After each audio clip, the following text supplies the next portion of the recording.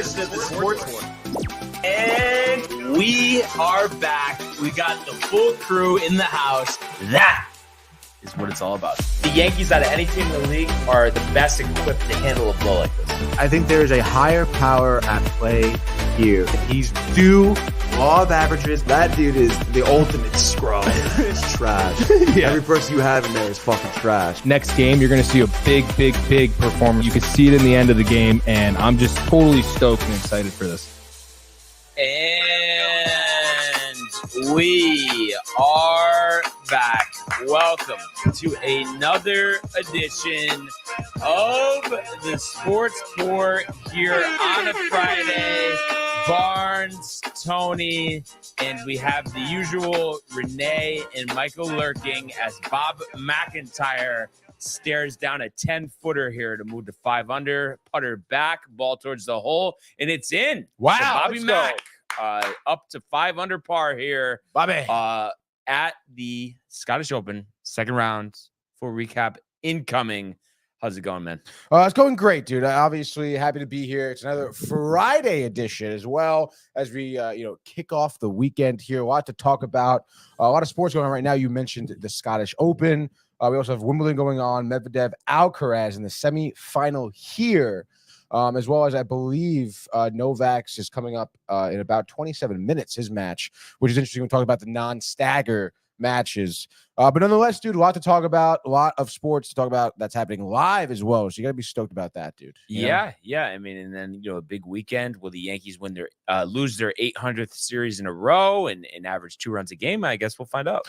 Yeah, I guess so. And also, we got a big pool series going on, Mike and I, this weekend as well. A little bit of a billiards match, if you will, with the boys over the horseshoe. So a lot of sports to be talking about, dude. And I guess I don't know what happened, but you were in the middle of telling me about last night and how you got 2 games down. How did those 2 games go? We're down 0-2. Yeah. Dude. Oh, what happened? I mean, what happened to yesterday? Kumbaya. I know, dude. Well, you know what it was too. I mean, what was it, dude? I mean, I guess we just weren't hitting our shots at the end of the day, Yeah. Jeff was on fire yesterday, playing really good, consistent.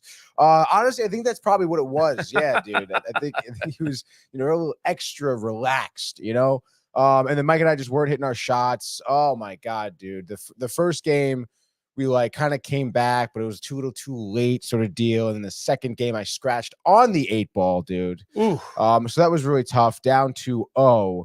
But you know what, hey man, obviously we wrapped up, obviously I guess because of the, people playing on the pool table last night, public course, Brian, couldn't get it done all 7 games, but I think that works in our favor. Now Mike and I can regroup, retool a little bit and come back. And now we're set up for a nice dramatic comeback between, Jeff and Kyle. So let's go, dude. Now what's the format moving forward here? You're down 0-2. This is a new best of 7. So everything else doesn't matter previously. Yes, that is correct. This is just is there money overall. No, we're more just bragging rights, sort of deal. Yeah, no money. Okay. And the anticipation would be that series gets completed tonight. I don't know. It depends on the crowd there. Yeah, I mean, obviously the weekend crowds are tough because it's like they're busy, and they work, they're working. We kind of have to work around. Like a Thursday, evening is good because no one's there, Right. Or at least typically anyway. Last night wasn't really the case. So, we want to, get in the way of their work over there. Yeah. At the bar, well, dude. Dean might have a big crowd for the Yankees Orioles, no? I would think so, right? I mean, I think he's probably going to call in some friends and bring him into town, right? Yeah. Well, they can go fuck themselves. Not Dean, but the Orioles. And really the Yankees for that matter. But we'll get into it. You know what I was surprised about, Tony? I have to say, I thought you'd be jacked. I sent you a quick synopsis of my dinner last night. I thought I would get something out of you. Yeah, I guess you got nothing out of me. Well, I figured we talk about it tomorrow. Yeah. I mean, obviously, I'll tell you my thoughts. But what were your thoughts just from the images? Cavatelli, the pasta Cavatelli, looked amazing. Vodka sauce, breaded chicken cutlet. Oh my God, dude, it looks so good. Yeah, I guess. And fresh mozz. Fresh mozz. Did you get like a cappuccino with a rock candy? Yeah, so they give that, but I don't. That's just in substitute of just putting actual sugar in. You could just put it in there and then. That's like a sugar thing. But I don't. Obviously use the sugar. So, but good for show. Obviously, good for show. And the dessert was unbelievable. I had never seen a cannoli sundae before. Neither have I, dude. It looked freaking amazing. I do remember looking at it too last night at the Horseshoe, and I was like, "Oh my god, dude!" Of course, I was starving too, and that dude, the cavatelli looks so good. No, I have to say, highly recommend Jenny's Pizza, Monroe Turnpike. I didn't realize. So it's been 3 years since the full dining room has been open. Cool. With the bar. And they have make their own pasta situation. I mean, every type of pasta you could imagine, every sauce you could imagine, every protein you can imagine, every add-on you can imagine. Oh, wow. Unbelievable. And then they have an option for seafood as well, which is obviously up, Matthew's alley. I know he'd be riled. And you, dude. To an extent. Oh, yeah. So yeah, highly recommend that. That definitely should be a hidden gem, Tony. Absolutely. And it's been there your entire childhood, you said, right? And when my dad was growing up, it was in Bridgeport. Oh, no kidding. Yeah. Where in Bridgeport? I think he said off of Main Street somewhere. No kidding, dude. Yeah. So that's, pretty cool. Like I said, I definitely, would recommend that. And it worked out good. It was like 5 minutes from Tashawa. And then my mom actually met us. So the three of us had dinner. The course yesterday, Tony, couldn't got off to a better start other than tee shots were terrible, but started out like first 5 holes, par or bogey, and then had your like last 3 holes of the front 9, taper into the second of kind of like a little bit of disaster, finished strong, and the round was highlighted by a putt from the rough on a par 5 for birdie downhill. Wow. So that obviously helped around, but overall ended up at 94. So we'll hope to improve upon that this weekend. But I guess if I want to look at it with some positivity, which is tough to find these days given the circumstances with the Yankees, we went down the last 3 rounds. So hopefully at 89 and 88 and 81 is around the corner. Yeah, dude. I mean, it seems like we're trending that way, right? Yeah. Putting great. But the tee shot just all over the place. Really? We talked about this so many times with the driver. Any advances on the taking a lesson, possibly? No, but probably should. But it's just next thing you know, it's midnight, and or like last night. Of course, I'm not tortured enough right now, Tony. So last night, I have one of those air conditioning units that goes through a sliding window, with like the tube. I forgot what that's supposed to be called. Dryer vent air conditioning. I don't know if that's what it's referred to as. Anyhow, somehow when I was sleeping, it became detached. So instead of, drawing the air from the outside and then cooling it, it wasn't drawing any air. So it was just hot.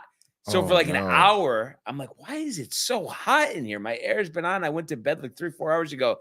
It was detached. Didn't realize it. So probably netted like 4.5, but somehow I actually don't feel too tired. I think I'm more tired physically. I'm more tired of dealing with the ineptitude of the Yankees, to be honest. So, well, I'm sorry that's tough. The AC comes detached. What is that? Yeah, I don't know how that happened. But positive notes. Felt like I finished pretty strong on the course, and like I said, the meal at Jenny's, unbelievable. I don't know if you have the stream open, but I'm sharing the Sunday, and it looks ridiculous. I know you can't see it up there. Gotcha. Maybe it'll come up, but yeah, the Sunday, dude. I mean, was this thing, ridiculous. I mean, it looks like a mountaintop. Yeah, and it's funny too. So they they sell like the cannoli shell. So that was stuffed in it, the cream, the whip and cannoli cream, the fudge, and the chocolate, the ice cream. Yeah, so ridiculous. It really was. So that was something positive. Do we have anything positive from our fellow fans? It depends on how you define positive, I suppose. But we have the fans in here that we love so much. Kev Do starting it off. I guess Brian Barnaby does throw in the hashtag "Thank God for Golf" right there at the top of the show. And then Kev Do, a big happy birthday. Let's go. We want the smoke birthday concert tonight. Wow, dude, Slightly Stupid and the Dirty Heads. Party tonight, hashtag TC, hashtag TDV, hashtag Sportsport. Mets just keep on rolling. Yanks are bums, he says. And then Matthew Gabriel in here also says, let's go. And he goes, I'm so sick of the Yankees, man. Golly. And says, Barnes, should we just sell our tickets now, dude? No, I want to go to Arthur Ave. And also, I mean, they should punish themselves. We shouldn't punish ourselves. We deserve a nice evening at the stadium. And fortunately, there's enough time till them for them to get it the fuck together, Tony. If you guys change your mind, let me know. Kev Du says, Matty G, the Mets are accepting disgruntled Yankees to cheer for the Mets. But Josh B in the house says, let's go. Happy birthday, Kev Du. He says, let's have a Friday fam. Absolutely. Hashtag sports, hashtag DTV, hashtag TCA.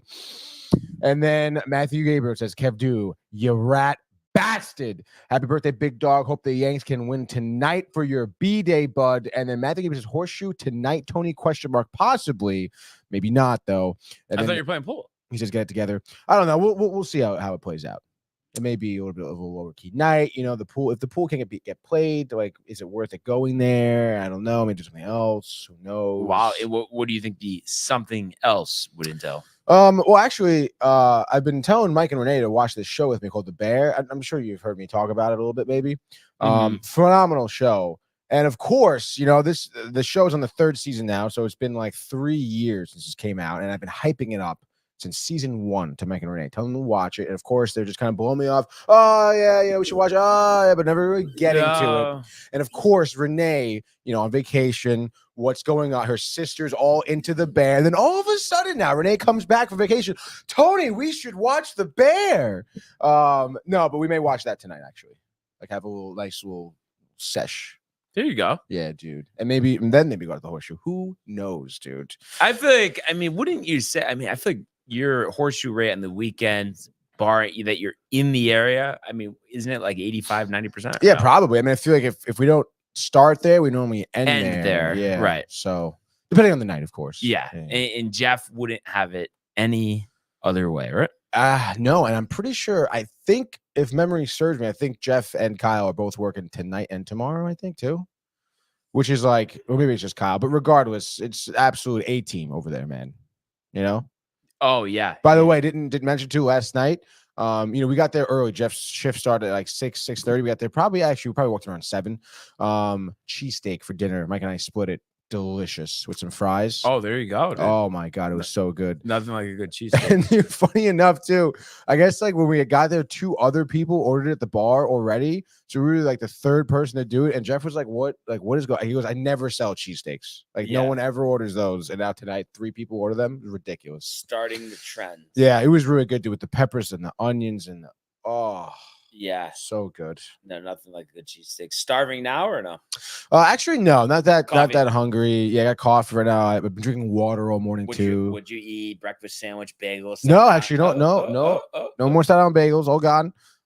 You had any poking around in the freezer? Those go quick, man. But no, nothing for breakfast. But you know, obviously it was a long night, so you know. But I feel like that would make you want to eat more, though, no? Well, I had like a hot pocket around, I don't know, 1:30 in the morning. So hammered.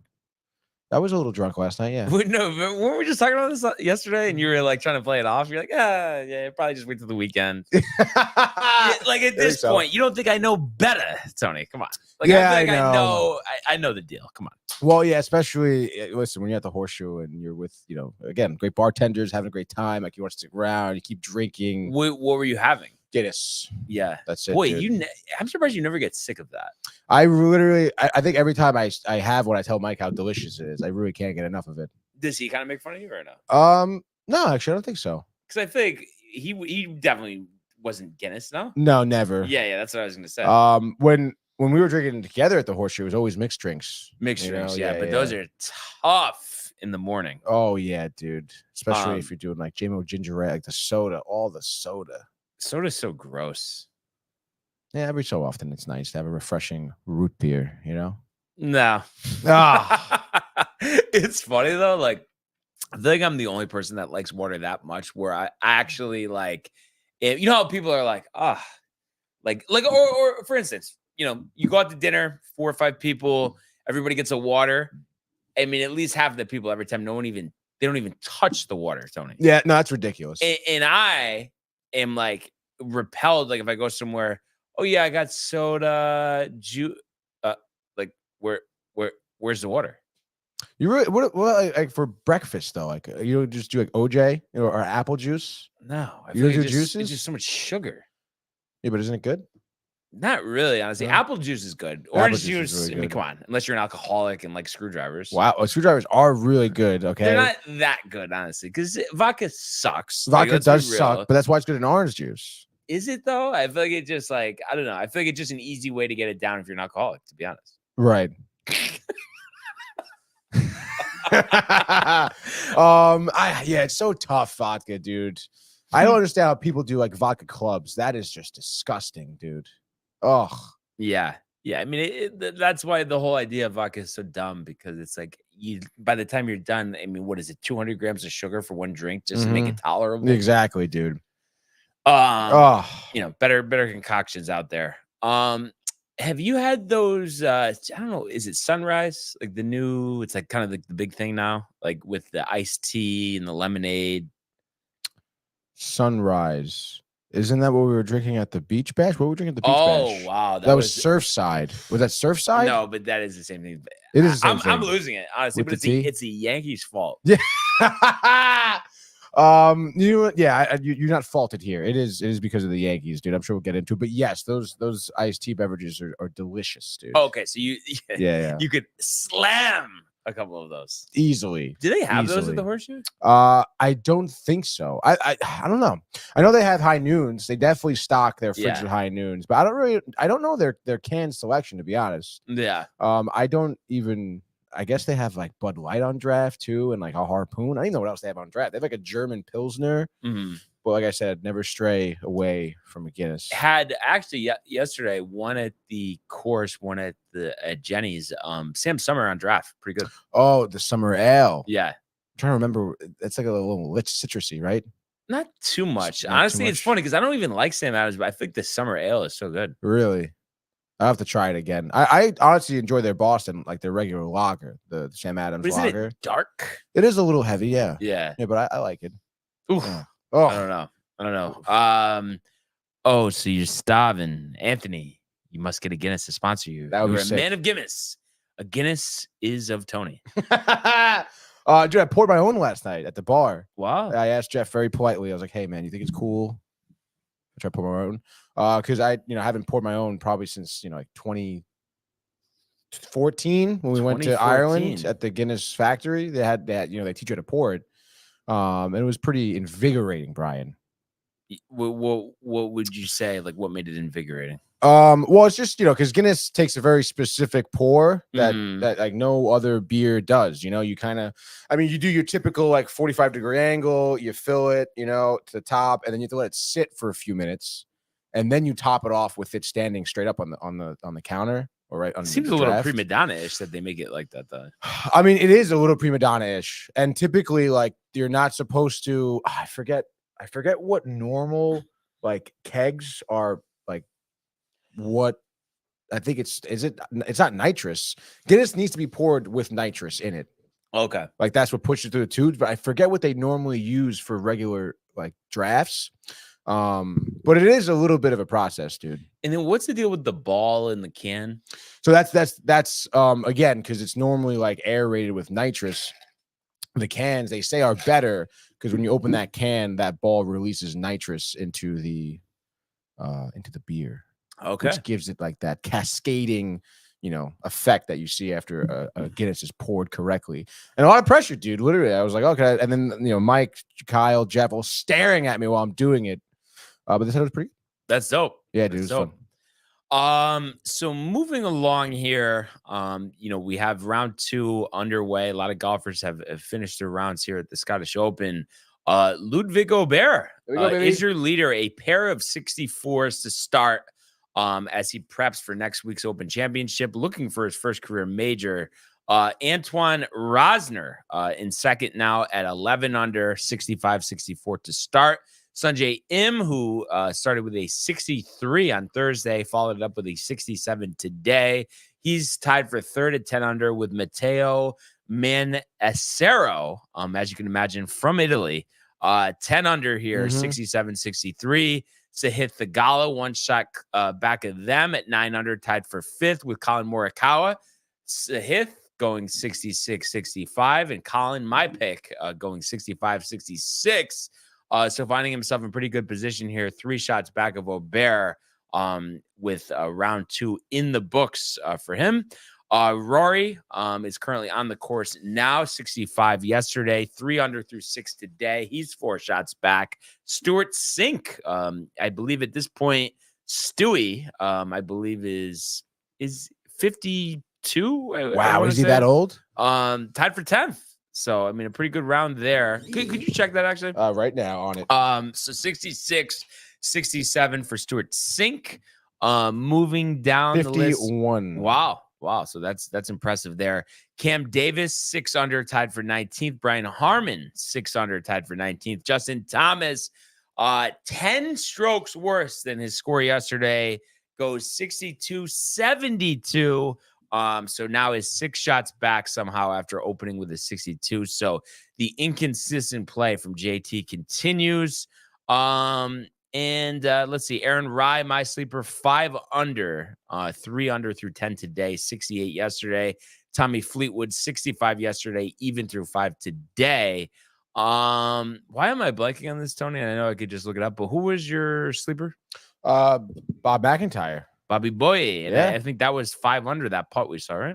I thought it was 3 under. Oh, to go to 4 under? I think so. This is just making me look foolish. Let's see. Hold on. No one's looking foolish. Robert. Well, McIntyre. He is 3 under on the day, 6 under total. 6 under. Okay, so Yeah. I don't know. How did I miss that? Tied for 19th. McIntyre. Oh, yeah, right. 3 under through 6.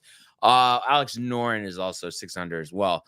So a lot of names in contention here. Thor Bjornsson.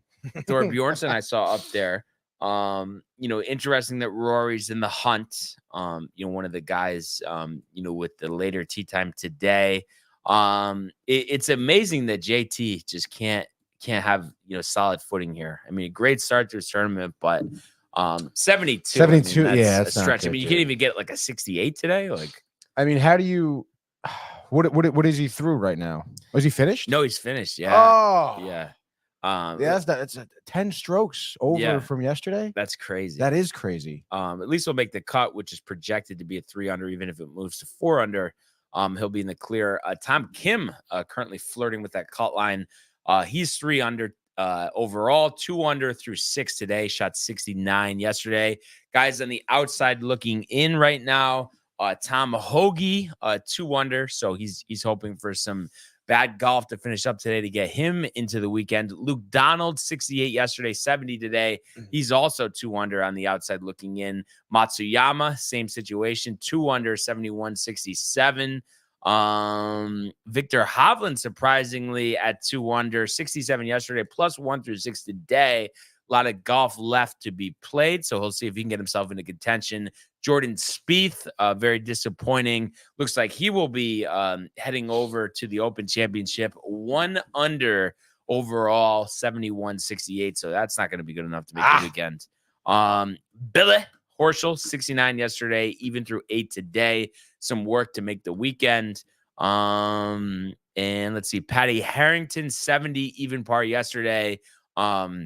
Is even through 8 today, so we'll need a couple birdies here to make the weekend. Justin Rose is going to head to the Open Championship plus 1. That's right now a tie for 118th. Zalatoris and Glover at plus 1 as well. Ricky Fowler plus 2.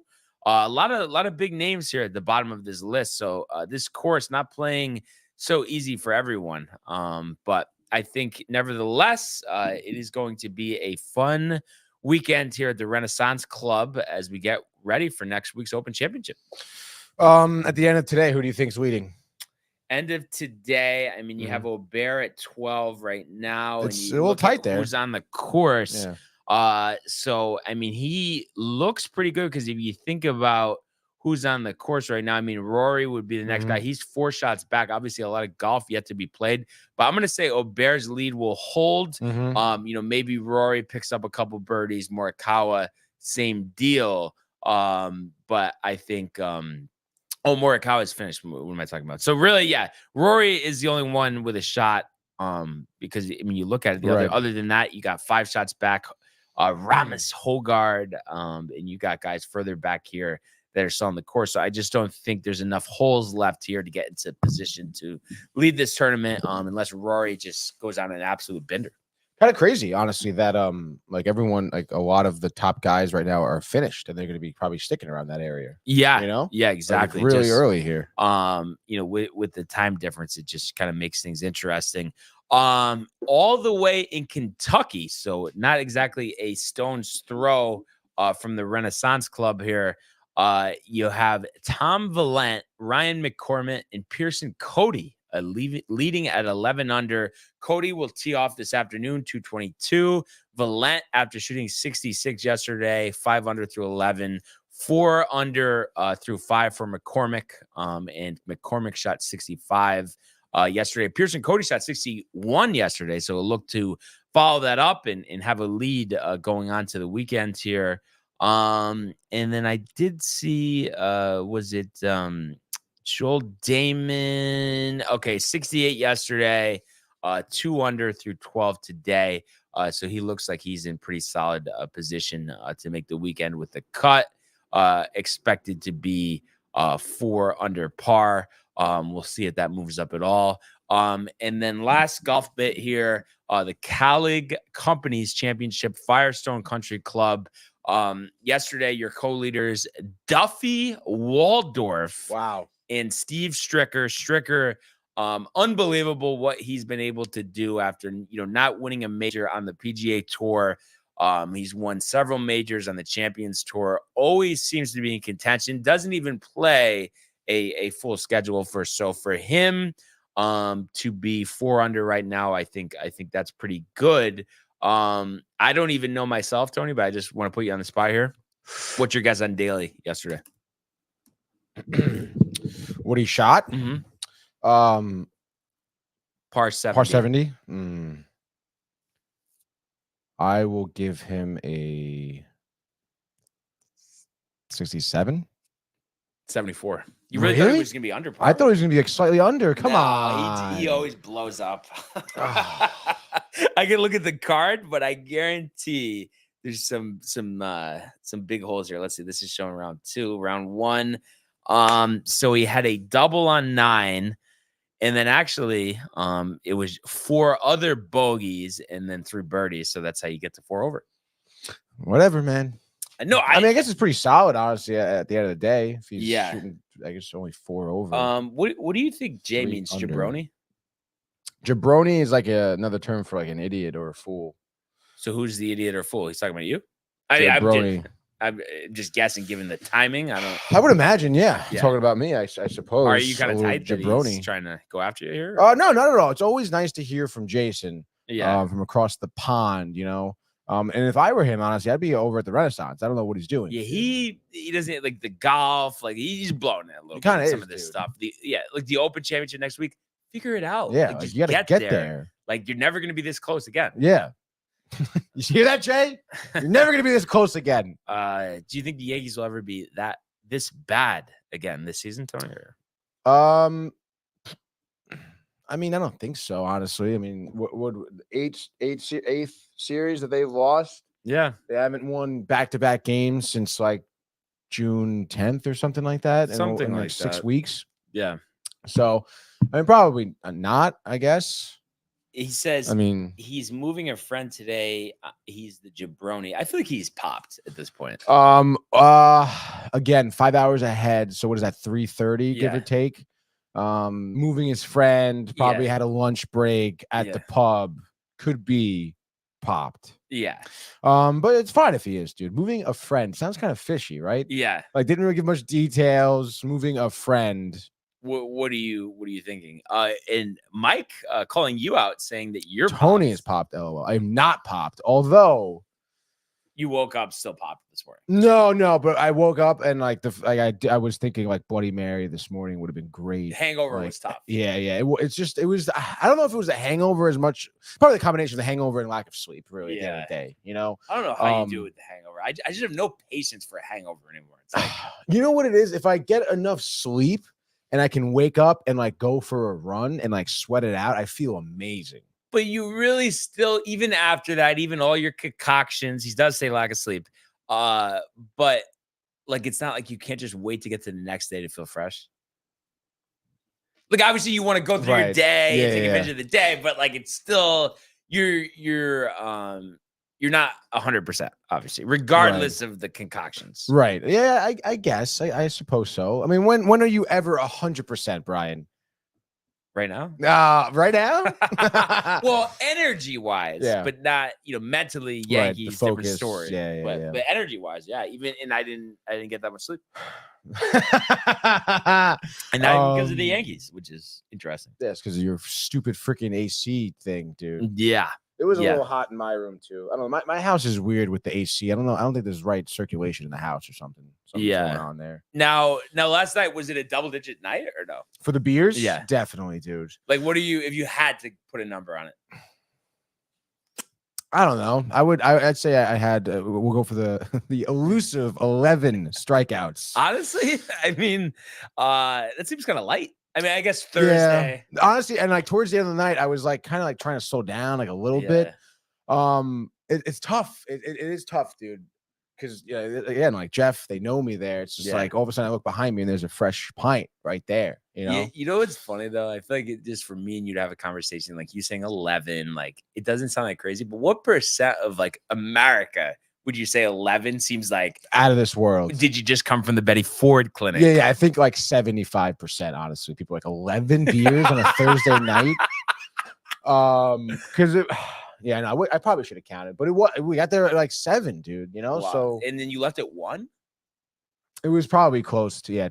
Jeez, man. And then you did the run this morning? No, I didn't get up for the run, dude. That was like a So what time? Like how much sleep did you actually get? Like 4 hours? I mean, alarm goes off at 6. Obviously 4 hours. 2 to 6. Yeah, the 2 to 6 shift. Michael also adding we got botched in with the pool. Yeah. We were talking about before with the crowded table. People kind of like, and people. I mean, it's rightfully so. Like if these guys are like, we're trying to do a 7-game series. People are like, what? Like 7-game series? Like this is like a bar. You're right. This isn't your basement sort of deal. Which you get it's exactly. So you kind of work with some people. Everyone wants to try and play. Everyone gets in a little bit here. But overall, still, I mean, it was just a great time at the Horseshoe. It really is, dude. Just a homey bar. Yeah. No, I couldn't agree more. But unfortunately, this is where the homey part of the show ends. Let's go to the world of Major League Baseball.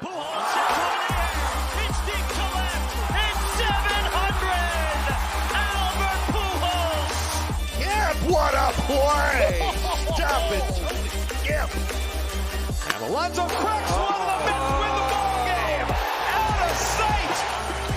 And it works at 100 miles an hour. 14 strikeout. Throw deep to left field. There it goes! See ya! There goes another series. See ya. As the Yankees lose 5-4 last night in Tampa. Try to come back with a late rally. But as the last month has gone, absolutely nothing going the Yankees' way. Road Nestor returned. Didn't even get through the 5th inning. Giving up 5 runs, so no way to start. But in my eyes, despite that, once again, situational hitting is the culprit here, despite Nestor.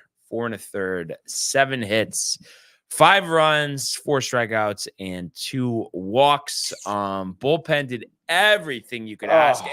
And can we give a standing O for Michael Tonkin and Jake Cousins, Tony? 2/3, 2 hits, 6 strikeouts, no runs or walks. I mean, that's really all you could ask for. And even Caleb Ferguson had a scoreless ninth inning. But unfortunately, for the most part, that's where the positivity ends. But if we go back a step here, like many games during this debacle of a streak, the opposition getting on the board first. A Rosarena, a home run in the first inning, 2-0 Rays. Austin Wells answering back with a home run in the second. So good to see him. Kind of seems like he's starting to heat up, a little bit. That was his 5th home run of the year. Juan Soto hitting his first home run since that hand injury. They were mentioning, though, since that happened, only 213. You see him wince at times, after swings. So that is still a problem. Dude, what's the deal with that? Hopefully he gets right during the All-Star break. And, I hate to say this because you want every guy to relish every moment, but you would love to see him in the outfield for the All-Star game with Judge, but probably in his best interest if he's still wrapping his hand, he's still wincing to sit out the All-Star game. Yeah, dude, like, are you kidding me? I mean, Yeah. Also, when did that injury happen to his hand? I think like a week ago. I mean, I feel like that guy should have been sitting already. No, Yeah, well, he did, I think, for a game or whatever. But I mean, obviously, it's because the straights are dire.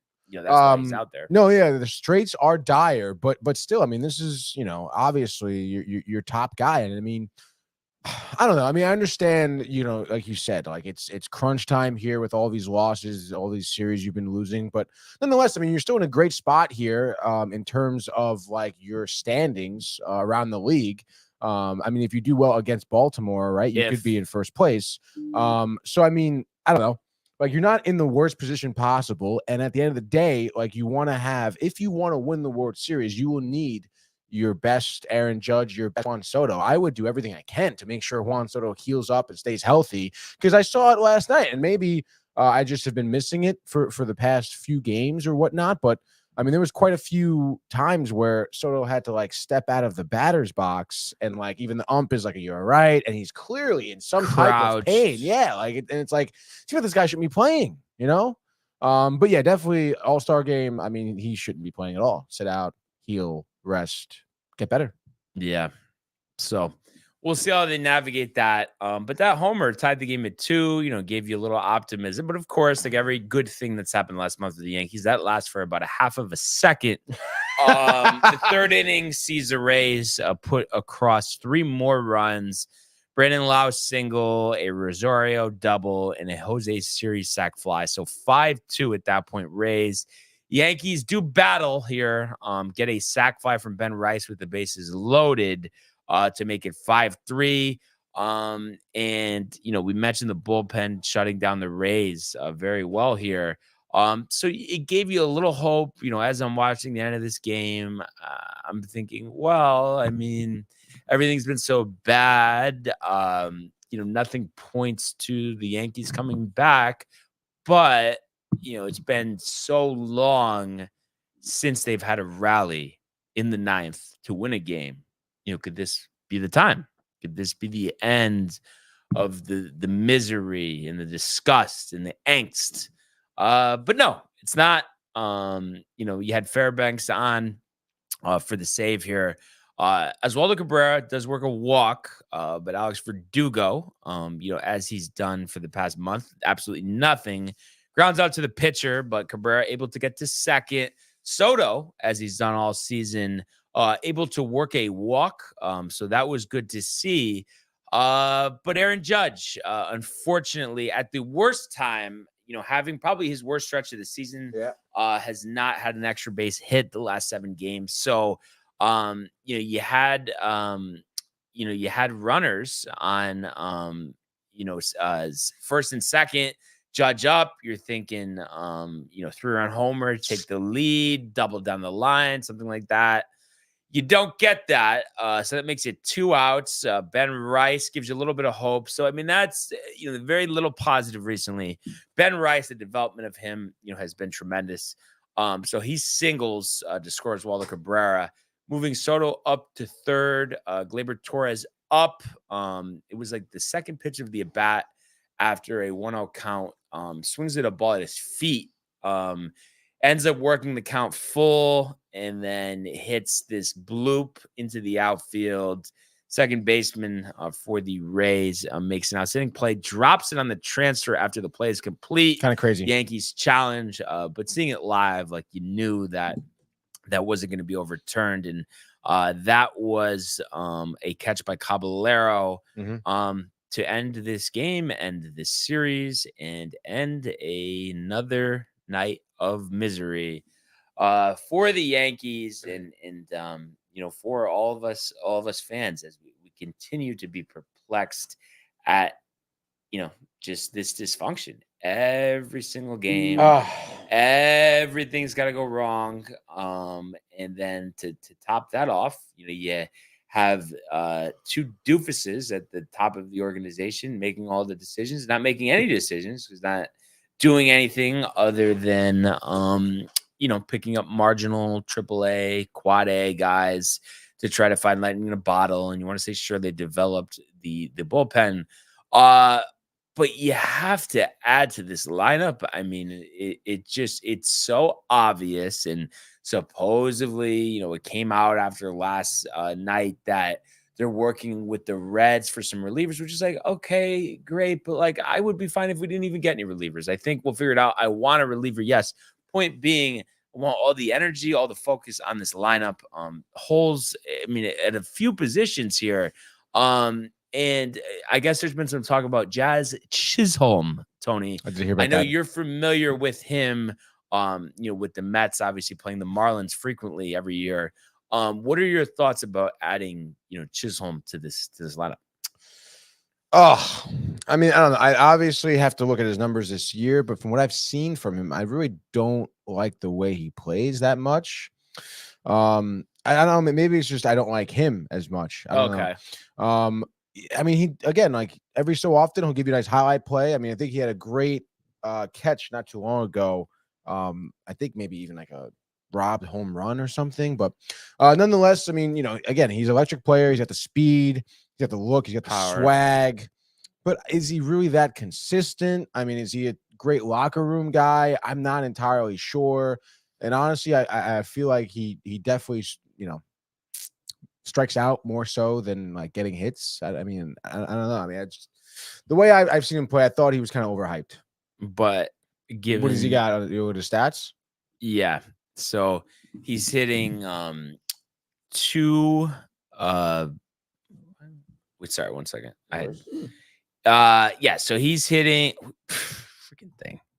Why is this giving me this? 255 average this year. 12 dingers, 42 ribbies with 18 stolen bases with a 743 OPS. I mean, and historically he misses a lot of time with injury. So I think, I mean, you like the speed, and it seems like the power is there when he's healthy. But at this point, Tony, I mean, I think we're just so desperate for runs that, I mean, if we don't have to give up the proverbial kitchen sink, I think it makes a lot of sense. Yeah. I mean, what do you think? I feel you get 2 years of control after this year. I feel you have to give up a good amount for him. What is he, 26, 25? He's 26 from the Bahamas. You like that? Yeah. Bahamas is a good place. Bahamas is a beautiful place.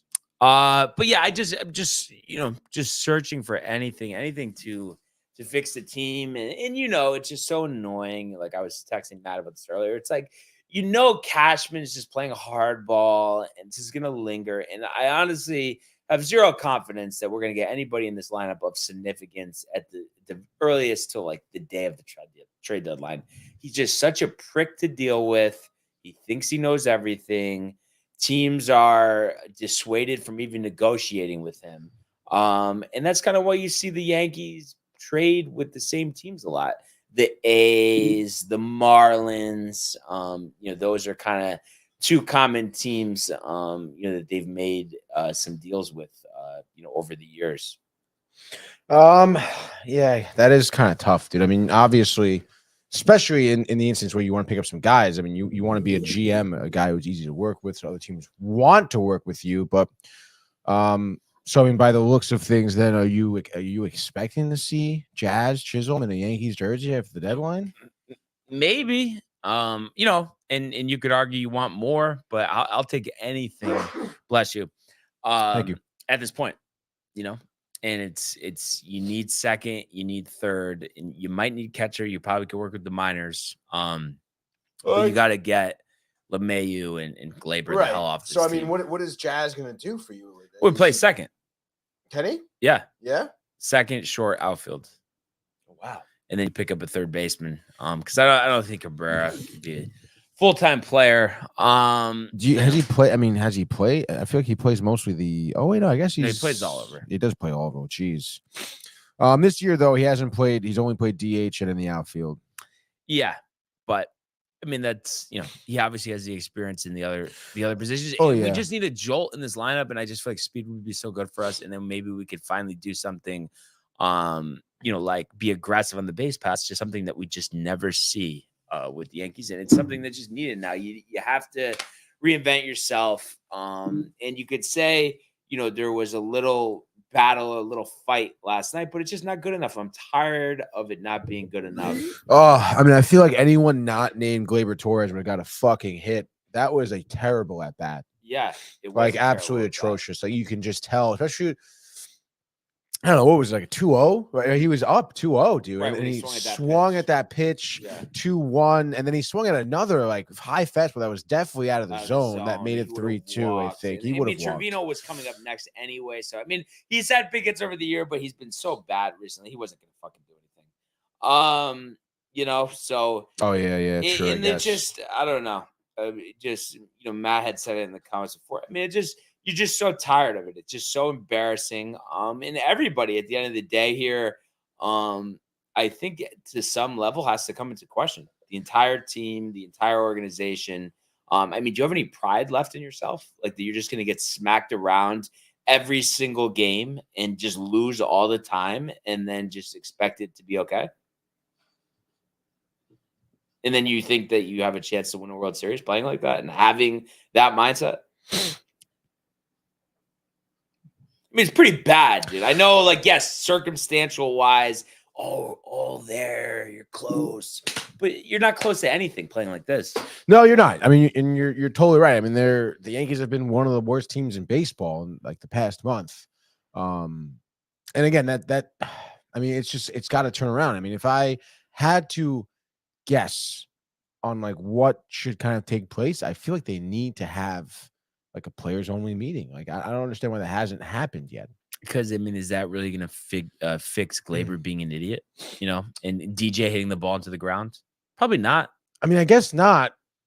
But still, I mean, something still has to happen, right? I mean, I feel like a lot of those things, a lot of those gears that start to churn is normally after a players meeting.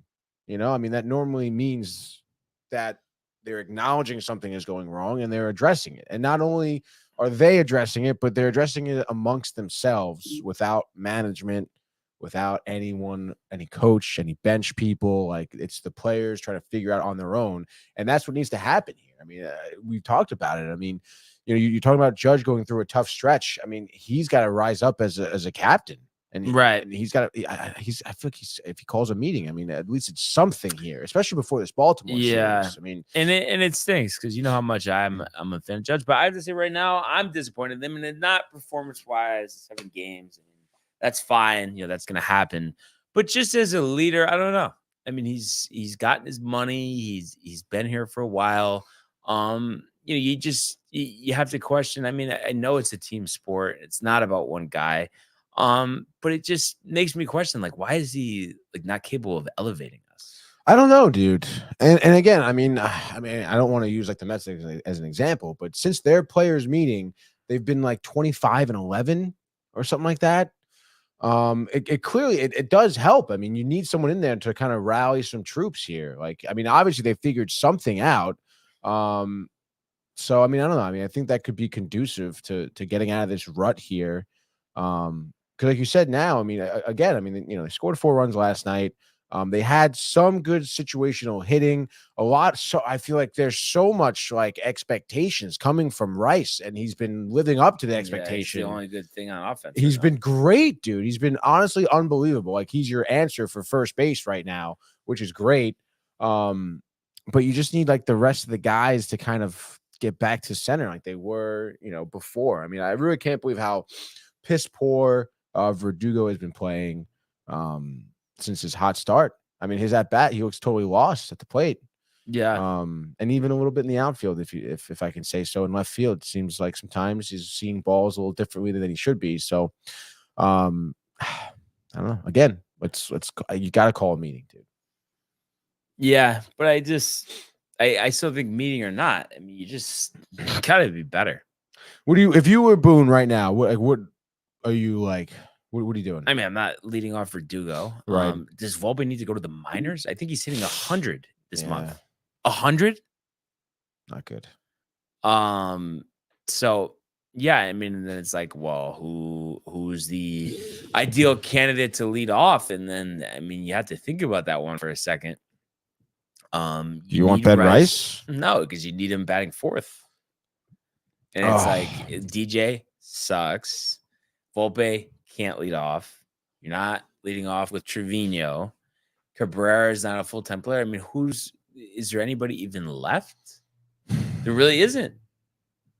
So I guess that's why Verdugo's been leading off. I guess so. But I mean, at that point, like you might as well just get, I don't know, wouldn't you at that point just put Rice in the leadoff spot? He's getting hits. Who cares if he's batting fourth or not? No, because they have the worst numbers at the fourth position in the whole league. So you can't have that fourth position, especially because a lot of times beginnings come Judge Soto, and then you can't have a hole right after them. That's why he needs to bat fourth.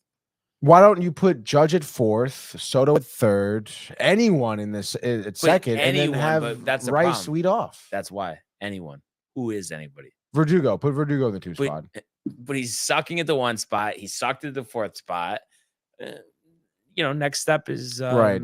I don't know. Sikorsky? I mean, I feel like doing anything is better than doing nothing, right? Right. And they recently did do the changes. Rice, you never know. Yeah, Rice has been great. I feel like if you put him anywhere in the lineup, it'll be fine. Yeah. Right. But it's just I'm tired of the inaction in terms of like the trades. Like, just get ahead of it now. Don't make sure you're left at the altar. And I mean, I just feel like in the past, like the Luis Castillo situation, and even way further back than that, you had a chance to get Manny Machado. You didn't want to part with this guy. You didn't want to part with that guy. You got to be super aggressive here. Change the culture. Change the results. By the way, Volpe here averages 114 this month. Last month it was 220, and that was from a May where he batted almost 300. Yeah. So I mean, he just got to be better. At the end of the day, everybody's got to be better. And it's disgusting to watch. It just rips your soul out every night. It does. And unfortunately, to some level, it's ruining the summer. So it's just tough because, you have those people that don't understand. They can just say like, oh, it's just a game. Like, what are you doing? And this and that. They just don't understand. I mean, it's just so hard to not think about almost like instantly, like when you wake up in the morning, like just how embarrassing it's been, how much you're earning to have that feeling of success and have that feeling of hope. With a team that had that to start the year, but hasn't had it. And it feels like it's been way longer than 5 or 6 weeks, but we're all just besides ourselves here. And I even reached out to our boy, Nick Turturro, last night. He had a couple of videos. Yeah. I mean, he remember him almost getting divorced last year because of the season the Yankees had. I mean, I'm sure that's probably back on the table. But he did like the comment. So, about him coming on the sports board. So maybe one of these days, Nicky T. Yeah. Right next to me. Well, if he's listening right now, dude, the phone lines are open. Please, man. That would be awesome. He'd be a great Binge Buddies guest as well. Oh my God. Are you kidding me? Yeah, dude, he'd be freaking hilarious. Yeah. We got to just somehow make the connection. That'd be great. Do you know does he reside in the city? You would think, but I honestly don't know. Maybe he's like Pearl River area. Who knows? For some reason, though, I feel like he has a place in Miami too, but maybe he's only there in the winter. Yeah. But let's see if I can. Definitely seems like a New Yorker. Oh yeah, dude.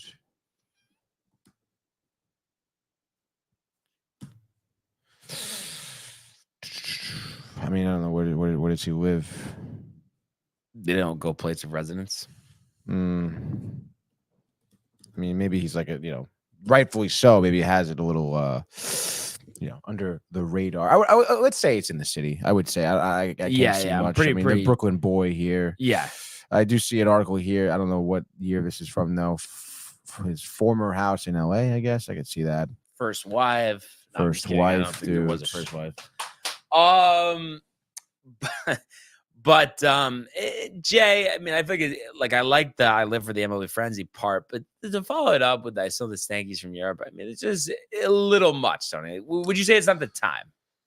Not funny, honestly. I mean, just being realistic here. It really is. I'm sure Jay had a good chuckle. Love Jay. I guess miss Jay. Wish he was here. Me too. But give me something better than that, Jay. I know, and it would have been if he was here. It's a Friday. It'd be the Jay back to back. Yes, sports probably be golfing with him later. Wow, dude. Yeah, I guess not the right time, Jay. But who knows? I'm sure maybe he's having a tough go right now, moving his friend. I still don't get what you mean by that. Like, what do you think he's actually doing? No, I'm sure he is moving his friends. I guess I don't know. It sounds like it just feels like you're like implying something, which I don't know what. Well, that's what happens when you leave a very vague statement. I'm moving a friend today. Oh, okay. Maybe sweaty. Having a long day. It's hot, maybe over there. Like I feel like there's like a personal vendetta here. Like, Jay, do something that we don't know about. No. Great. Love Jay. Great character. I hope he's still listening because I'm sure he'll say something compelling. He's never getting a good chuckle with with his friend. Yeah, with his and friends his buddy. Yeah, two jabronis. Before we get to the Mets victory yesterday, I just wanted to update you pick wise. You pick up another one on me yesterday, 42-30 versus 38-34 heading into the weekend here. So I'm close, but not good enough. And I know that all too well with the Yankees. You can't be not good enough. You can't be close. You have to be victorious. So hopefully, I don't know, maybe there's a 6-0 around the corner, right? Yeah. I mean, it's very possible. Yes. Orioles got swept by the Cubs. Did they not? Just get swept by the Cubs? But they're going to sweep us probably, right? Or win 2 out of 3. I mean, come on, Tony. We're not winning this series. Honestly, don't do the thing where you try to make me feel better. You know we're not winning this series at Camden Yards. There's no way. It's just not happening. I don't care that Cole is pitching versus Povich. I don't care if it's Mary Jo Popovich or I don't know. Is there somebody with a similar name to that? It just seems familiar. Popovich sounds familiar. Well, Greg, obviously. Yeah. No, Jarapovic. I don't know. There's something that's similar to that. We can figure it out eventually. But anyway, I want you to tell me why, other than they're due, why we're going to win the series against the Orioles, honestly. And especially the fact that they're not playing well makes it even worse for us. Who else wasn't playing well? The Reds weren't playing well. The fucking Rays weren't playing well. The Blue Jays, we had to tooth and claw and nail for a split. They weren't playing well. The Dodgers weren't exactly lighting the world on fire. And before we played them the first time, the Red Sox weren't doing that well either. We're everybody's starter to go on a good streak. So I want to know from you directly, why is this going to be any different? Well, I think you're catching them at the right time right now. All-star break. You never know. I think you're missing Corbin Burns, right? He's not going to be pitching against you, which is great. He's probably gearing up for the All-Star break. Patrick Corbin would pitch 6 scores against us right now. He would. I don't think he so. would. I mean, if he was terrible, honestly. But anyway, I think it's the right time. You scored 4 runs last night. Ben Rice is playing well. You had a couple good timely hits. I think, like you said, no joke, a 6-0 run is around the corner here. I think if you hit Baltimore correctly, you can get through it. And I mean, again, like I know you're tired of hearing it, that it's due, they're due, we're due. But it really does kind of, for me, set up that they are due, dude. Like I said, they scored 4 runs yesterday. They were this close. They were an idiotic at-bat by Gleyber Torres away from winning that game last night. And honestly, I think Garrett Cole is due for like a full game shutout, dude. Yeah, but I mean, did you kind of break the rule there? You just said that. I asked you any other reason. Any other reason, but that is the reason, though. Come on, man. Garrett Cole's going to be vintage out there. But what does that have to do with the offense? It means like again, they scored 4 runs last night. So we're gonna have a parade for scoring 4 runs. I'm not asking how many sack fly. No, I'm just saying though. But the point I'm trying to make, Tony, is it's all pathetic, and it's ridiculous. It truly is ridiculous. It truly is embarrassing. and it's not the Yankee way. No, but I mean, you got to believe a little bit here, right? Bullpen great. Garrett Cole gives you a great start. I mean, look at last night's loss, dude. Can you not kind of be like, hey, Nestor, if you didn't fucking blow it, like the offense, I'm tired of the offense. So they've been I putzing agree. around for a month. And Fairbanks isn't that great. Like, like give me a break, dude. So yeah, I mean, and the thing that I don't like is like I don't like stuff that's just not good enough. So did I not notice, Tony, that they did work the count a little bit and sent a couple balls to the warning track earlier in the game? Yeah. And like you did have a couple home runs, sure. But again, there were big situations, bases loaded, and it's never the big blow. And I think all of us fans were tired of waiting for that. yeah, no, I mean, you're right. So hopefully this weekend is different because I literally can't take it anymore. I'm losing my mind. I don't know. I don't even know how I get through each day, to be honest. Like just in terms of not like, okay, let's not take it to the next level, but I'm just saying just in terms of like just how terrible that like it feels, honestly. And just like it's just tough to just be like, oh, okay, whatever. And yes, there are other things, Tony. We got the finer things, because I know you would say something like that. But this is the thing that we need, and the summer is not the summer without the Yankees being the Yankees and doing the right thing and giving us all hope. I wish Josh B was commenting right now. I feel like he would give you some positivity. I don't know. Even he's been tapering with that recently. I mean, he has been. So, but come on, there's something brewing, dude. Can't you feel it a little bit? I just feel angst, disappointment, anger, deprivation, Tony. I don't have anything good for you. I'm sorry. I wish I did. Because I get it. I'm that type of person usually. I'm that person that tries to find the positive in every situation, Tony. And I can't. And that's why I'm about to like crack my head open on this wall or whatever. But anyway, that was definitely not the best angle of me. But anyway, Tony, but I guess it is a good angle for a short, a bite, a something. But here we go. Josh B. It's become a pattern. It's not looking good. So there's your words of encouragement. What the fuck, Josh? Did you not just listen to me say coming to something positive? No, but come on, Tony. Can you just reason with me for a second? Am I not wrong to say that you see every single ounce of everything that I'm saying, and you're trying to make me feel better, but deep down you know everything I'm saying is justified, and it's not over dramatic because it's been a long amount of time. I mean, it's not over dramatic, but I mean, I don't know. I mean, I figured all these series, I know we talked about them turning it around at some point. I do really believe like facing Baltimore now, with them, what they took 2 out of 3, right? Or did they sweep you in the Bronx? Took 2 out of 3? No, 3 out of 4. They took 3 out of 4. Obviously not a great showing there for the Yankees, and I feel like that was a point where it was like, oh, like this team seems to be just outright better than you. And that was a point where, these 2 major big teams, looks like, 2 World Series contending teams finally coming together for the first time this season. Orioles did really well against you. And it really begged the question on what the Yankees need to add. And I just feel like looking at this right now, Orioles struggling right now, 4-6 in their last 10. They're 1 game ahead of you. Well, I guess you're 2 games back from them, because you've played more games. But nonetheless, I mean, you have a better run differential than them all season. They're on a 3-game losing streak right now. They could be going into a tough stretch into the All-Star break, possibly, going through it a little bit, at the second half of the season, because every team does at some point, and I feel like the Orioles are doing it right now. So, I mean, I think it's a good, it just seems right that the Yankees kind of turn it around here against them now. Get revenge, a big revenge spot for them. Garrett Cole establishes some type of dominance now, his acefulness, if you will. And I believe that wasn't it his first start back against the Orioles, right? Yeah. So, I mean, I don't know. I mean, again, it seems like it's coming together, like to a point where this is going to be a turning around point for Cole, for the Yankees, for Aaron Judge. I mean, Aaron Judge is due for a dinger. You said hasn't had an extra base hit in how many games? 7. Or an RBI. I mean, come on, man. I mean, I think he's due for that. And there's, no better time like the present, dude. So I got a good feeling against Baltimore. Josh B, when they were winning, I said don't get too high. And I was right twice in 3 years. Best team in the league. First 70-ish games to the worst team in the league. Is that factual? I mean, they did get off to a really good start in 2022. I remember that. But it was, I think.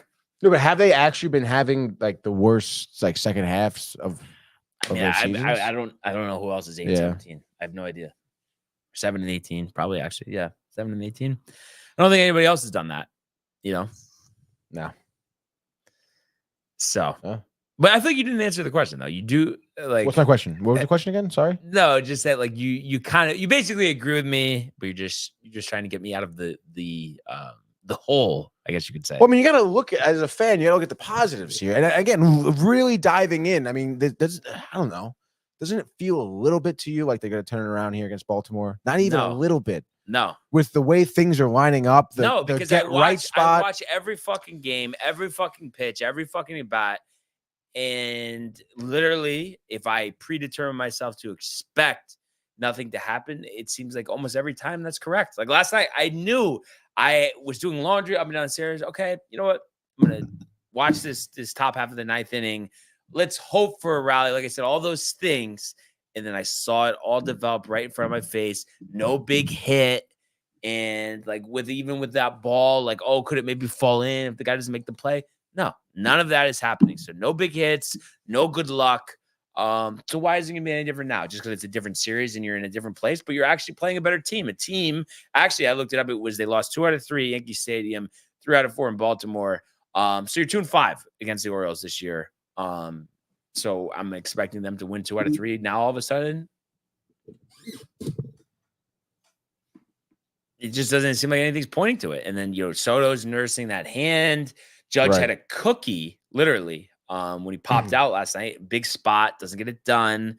Yeah, but again, like I understand, like, yes, like Judge kind of dropped the ball a little bit last night, but that's not going to happen every time. I feel like Judge and Soto will be good as long as they healthy. will be. Yes, I understand. They will but be. No one else has shown that they will, other than Ben Rice. That is the problem. Can't have 6 automatic outs in the lineup, and Brian Cashman is blind to that fact, and so is Hal. Hal at the game. I would love to hear what Hal has to say because he never reacts to anything. And if he dare share, show his face at Yankee Stadium, he deserves another chorus of boos. And this time, he's not going to have Derek Jeter there to defend him. He deserves that. He is a complete disgrace to his family. And I don't know how he continues to go about his life. I mean, it's clear that he just doesn't give a damn. I guess that's the summary of the whole thing. Well, I guess time will tell. Yeah. And I don't know. I don't know. And it's like they're lucky that they have people like me that no matter how angry, how upset, how frustrated that I get, that I'm going to still invest my time and money into this team. But not everybody's like that. So you just wonder at some point, is that going to come to a head? But we'll see. Yeah, I guess so. But I still think they're going to get it off to a good start tonight with Cole. And then, we'll see where, I guess, the pitching matchups take them. I mean, I feel like Dean Creamer, probably his ERA has got to be close to a 5, I guess. I'm looking up Grayson Rodriguez right now. He's having a good year. 11-3, 3.52 ERA. Yeah, no, he's having a good year. So maybe we'll win 1 game in Baltimore. 2 out of 3? Yeah, 2 out of 3 would be nice, but hasn't been nice the past 25 games. It's tough. Sunday, 11:30 a.m. too. The early morning spot. Good. That's kind of a crazy time. What's the deal with that? Is there Sunday a holiday or something? No, maybe they're just. I didn't look at the rest of the schedule. Maybe they're doing that just to give guys more time to get to the All-Star game. Yeah, actually, I guess that does make sense. But that's gonna be sick to wake up and watch baseball. Come on. Yeah, it's really watchable right now. I mean, I really enjoyed what I forget what day it was. Maybe even the 4th of July. Yeah, the Mets. Yeah, yes. the noon game. Yeah, sick. Or even earlier than that, probably. I think it was 11:30. Yeah, honestly. But yeah, so hopefully they decide to get it together. 7-0 Mets yesterday. Gore cruising for my fantasy team, and then gets absolutely hammered. So couldn't get through 5 at least. Has to kill my ERA, bring me further down in the ERA column. I don't even know how it happened, to be honest. So. Yeah, I can tell you how it happened. We'll get to it, obviously. Probably a bigger storyline for me, though. I did pick up David Peterson yesterday for And my he did fantasy pitch team. well. What was the Um, final stat line? His final line was 6 innings, 4 hits, no earned runs, 5 Ks, and I think 3 walks. Yeah, threw 102 pitches over those 6 innings, and obviously, didn't give up any runs here as the Mets, I think for the second time this year, shut out a team in a victory, and they score 7 on their own. But like you said, the first few innings, I mean, it was a real stalemate. And I mean, honestly, watching this game, obviously watching at the Horseshoe, I'm seeing these. I really honestly couldn't believe that Gore was getting through these innings, for the first 4 at least. And I'm thinking, here comes the 5th inning. Here comes even in the 4th inning. I'm like, this is when Peterson gets popped normally. But Peterson did a great job. I mean, his fastball was accurate. He didn't throw it a ton. He was really relying on his sinker, on his curveball, and a lot of off-speed pitches to fool some of the Nationals guys in their lineup. And he did exactly that. And we didn't get any scoring until the 5th inning. And obviously here it is by the Mets. Gore, we've kind of seen it too, where, middle of his outing, 5th, 6th inning is where he starts. That 3rd time through the lineup, as they say, is when he gets into trouble. That's exactly what happened to Renz, who started for over Alvarez. I guess Alvarez also kind of seemingly dealing with some bang-ups, I think, too. Nonetheless, leadoff double there for Terrence, which is great. He's been batting really well. I feel like a pretty solid pickup. I believe his average is, what's his average? 280 right now, which is solid. 1 for 4 in the night with that double. After that, McNeil gets walked here. So you have runners on 1st and 2nd. At this point, there's 2 outs. Lindor walked again. Bases juiced with 2 outs. Brendan Nimmo, who's been leading the league in RBIs since the start of June, hits a double here to center to score that clear the bases, actually. So it made it 3-0 here.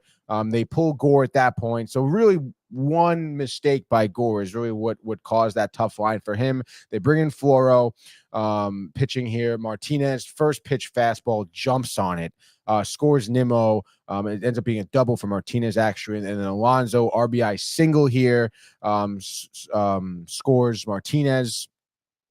He does it. Honestly, Martinez has been like so mobile, bro. Yeah. Went from second to home on this. Alonso ends up stretching that single to a fleet of foot. Very, very much so, dude. So you got to appreciate that. A spring of youthfulness in him, no doubt. So 5-0 at that point. Because Alonso gets thrown out there. But nonetheless, that ends the inning. Next up, we go to, I think it was the 8th inning. Yeah, the bottom of the 8th here. You have Finnegan in there. A couple more runs here for some insurance. Nimmo does start the inning off striking out, but Martinez again hitting really well, gets a single. Alonso back-to-back singles right there, runs on 1st and 2nd, 1 out. Viento singles to center, scoring Martinez, and then Alonso goes to 3rd. So again, Martinez on the high horse, goes from 2nd to home, no problem. Harrison Bader even gets on the board here with an RBI single himself.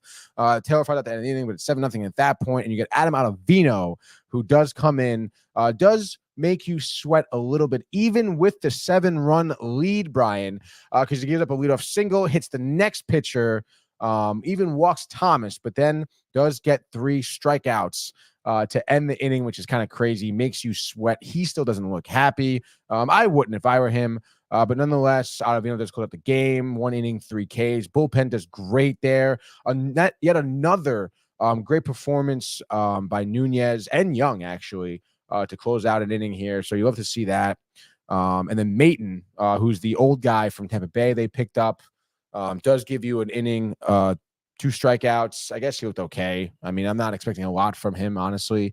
He has an ERA above a 4 right now. It's the Nationals, whatever. It's good that I guess we have another piece to use in situations like this, to rest our better guys. But nonetheless, you got to be excited where the Mets are at right now. I mean, at one point they were, 11 games under 500. Now they're 2 games over than that 3rd wild card spot. As we know that the Padres have been struggling a little bit too. Cardinals have gone on a tear, but nonetheless, the Mets are great. 6-4 in the last 10, 3-game win streak right now. You got to be happy with the way Mendoza is kind of working the bullpen. Starters are looking good. As I said, Nimmo has led the league in RBIs since June. Lindor has been absolutely killing it. JD hitting really well. Vientos.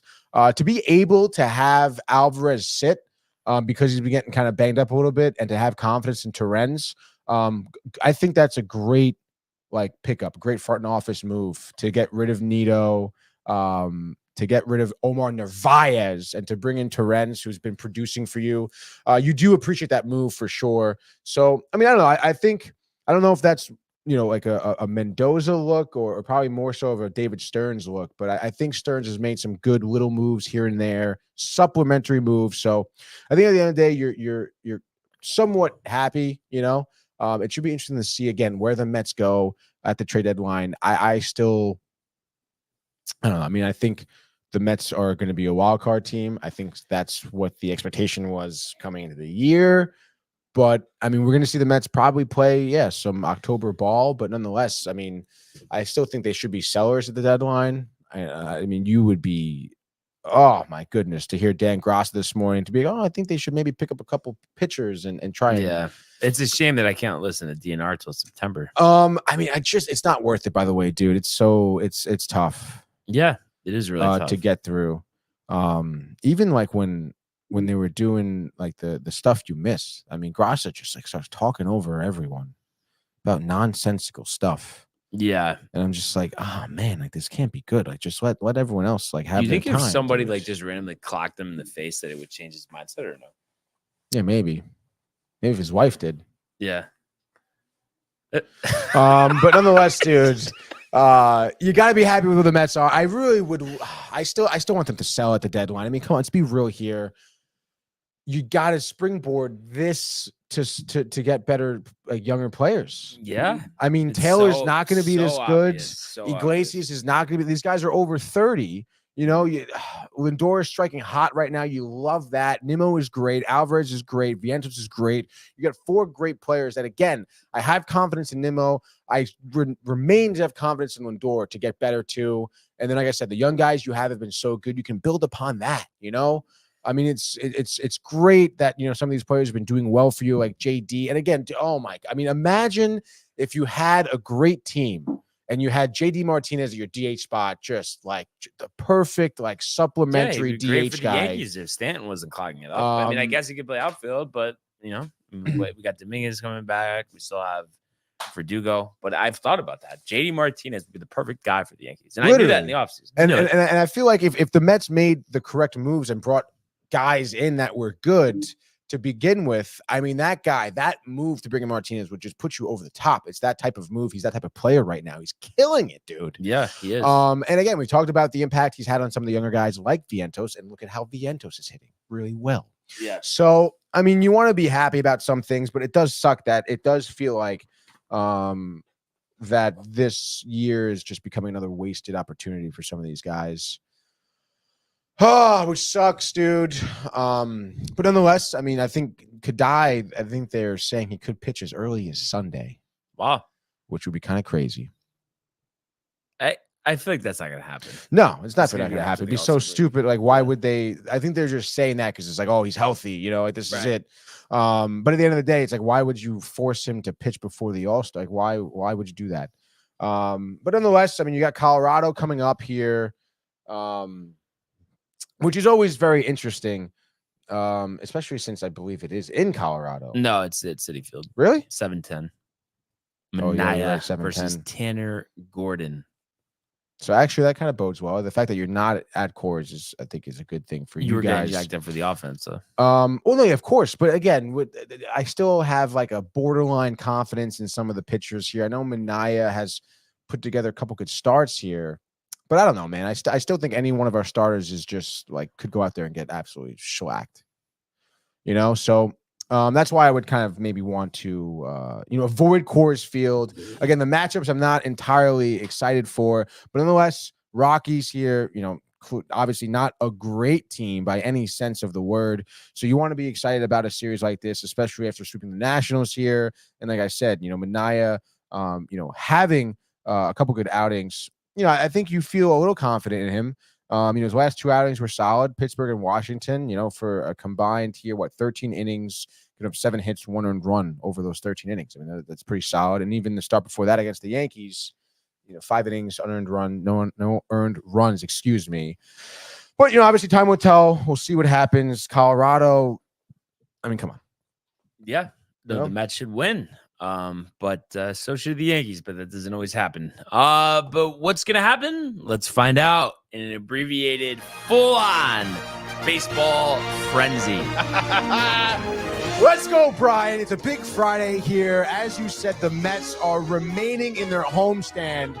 By the way, Zachary, I'm sure, was so pumped for that win last night. Our boy was at the game. I don't think he's going tonight, though.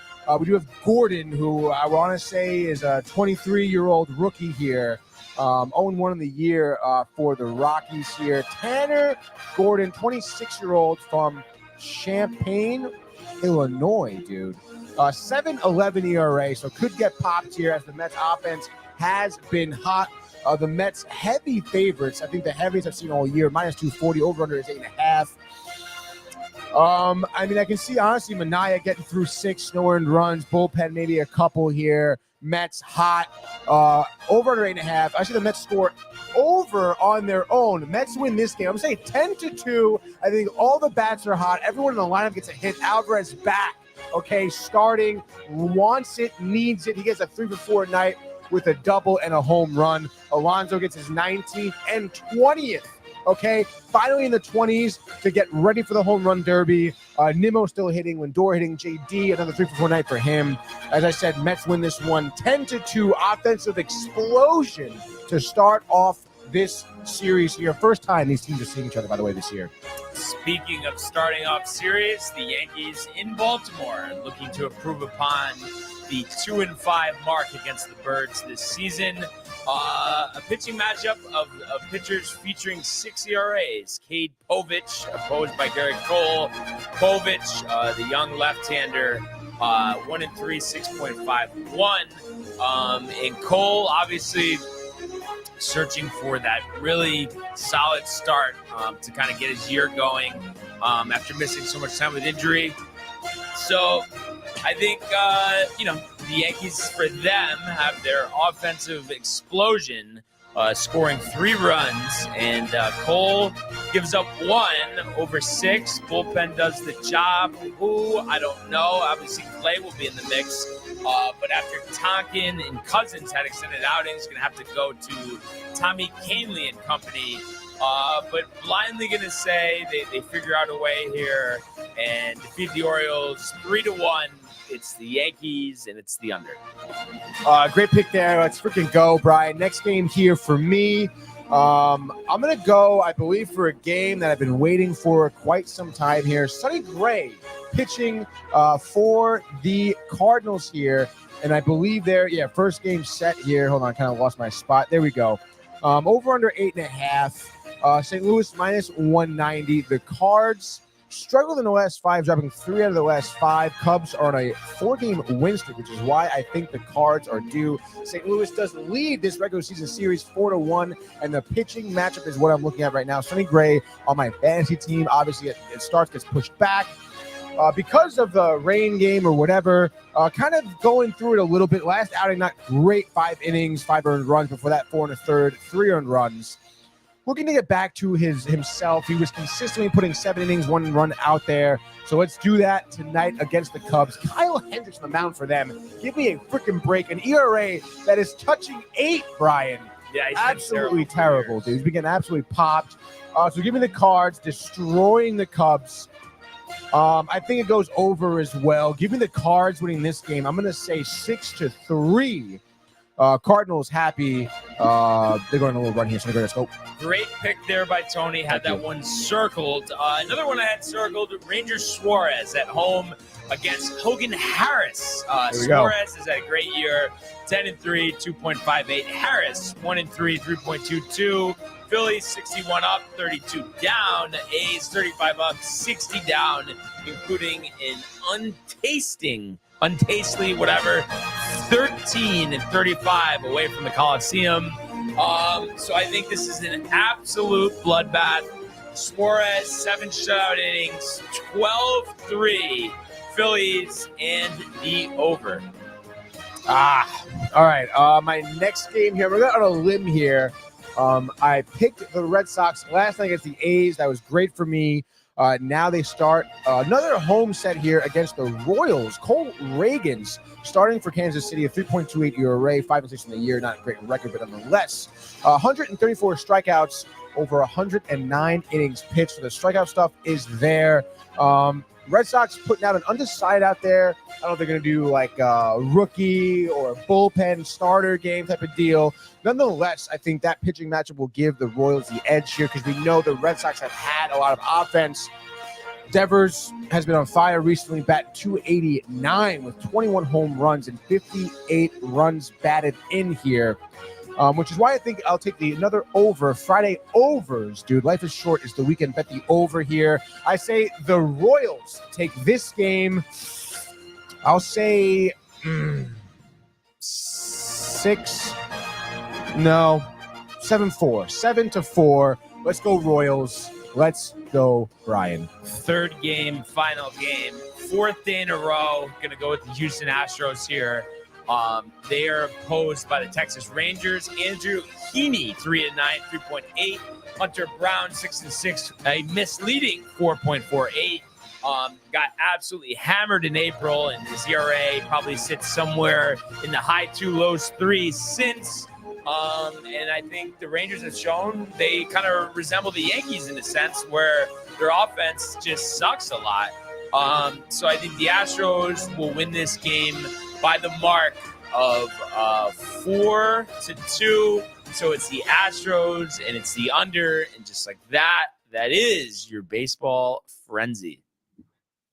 You seem pretty excited about it. I don't know if I've ever, all the years we've been doing picks, I've never taken the Astros 4 days in a row. Never. I'll tell you that much. But they won the previous 3. Heaney sucks. The Rangers, Scherzer isn't advocating for it, but they probably should be sellers. Yeah, no, definitely, dude. Defending champs. Which is kind of crazy. But, I don't know. I think we kind of saw this one coming. The Rangers made a lot of moves, a lot of one-year deals, a lot of free agents they had traded for, and they gave away a lot of prospects to get that World Series team. That was a one-and-done type of deal for them. So, not totally surprised, I suppose. But nonetheless, more surprised that you're picking the Astros this much, that's for sure. Yeah, it made sense against the Marlins, the Rangers, maybe a little different. Obviously, rematch of the ALCS last season. Kev Do says, Jaybird, # Mexican flan. Thank you guys for the birthday love. And of course, we want Kev to have an outstanding birthday today. Of course, dude. I really do hope, way to kick off the weekend with your birthday, dude, Birthday, some flan. Some Mexican flan, dude. And some caramel. Speaking of some caramel, did you see Paul Skeens? Yeah, no-hitter, 11 strikeouts, 11 strikeouts. I think pitch count. Yeah, because the pitch out at 100 going into the 7th gets pulled from the from the no-hitter. What do you think about that? Yeah, it's not. I guess one phrase I would say would be Johan Santana. Tony, was it worth going 150 to get that no-hitter? That wasn't actually a no-hitter. Yes, I know technically they called it no replay. What are you going to do? But it wasn't. But it wasn't worth it because you didn't have him ever again. You never had the same Johan after that. So, right. So you think that for like a guy like Paul Skeens, a rookie phenom, especially someone, who's obviously pitched a ton already. We know how these young pitchers come up and you get overused in college, high school, whatnot.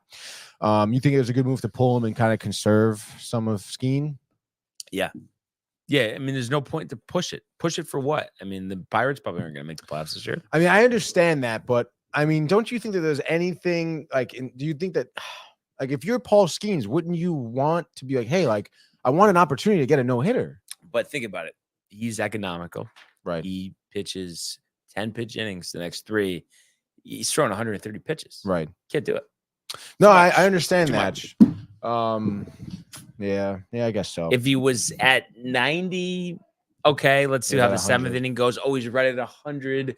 Could we go batter by batter in the 8th and then kind of go about it that way? But just to have 100 and you haven't even thrown a pitch in the 7th, unfortunately for him, was just too much. Yeah, no, I do see that side of the coin, and I think I do maybe geared towards it. I think a lot of people a lot of people were like trying to rationalize the fact that, oh, these pitchers are getting hurt anyway, and this like worried about the pitch count error. You might as well just keep him out there. But I don't know. I mean, I think for this guy as youthful career, I don't know. I would agree with pulling him. I mean, there's no sense in doing that, especially. I would imagine that there was somewhat of a discussion made in the dugout too with him, right? Yeah. Oh, You know? by the way, this kind of changes things a little bit. It was 7 innings, so he only had 2 innings left, and he had 99 pitches. So that being said, maybe a little revisionist there, honestly, just to go batter by batter, maybe gets a couple quick outs, right? And I think that 7th inning was like a 6th pitch inning too. Wow, that is tough. So keep wait, him in. What?